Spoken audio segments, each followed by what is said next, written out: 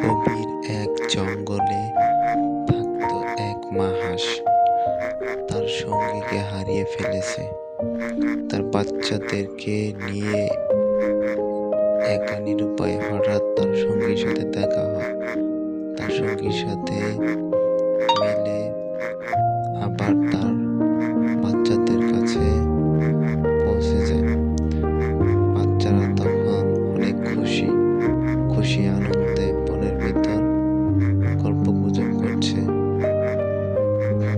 ছুটে চলছে।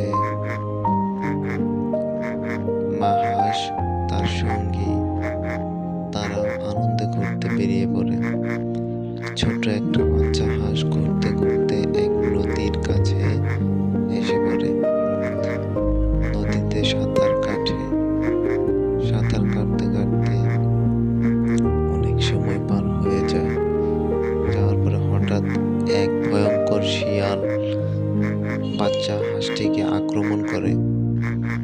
তাকে ভয়ঙ্কর থাবায়। তারপর এক খরগোশের সাথে দেখা হয়।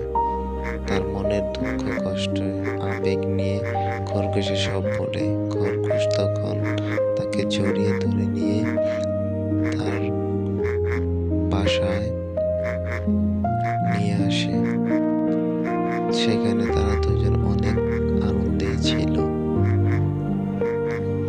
খরগোশটি মিষ্টি সুন্দর দেখতে ছিল। তারা এইভাবে তারা অনেক দিন পার করল। ঝড় বৃষ্টি আনন্দে সব দিনগুলি পার করছিল।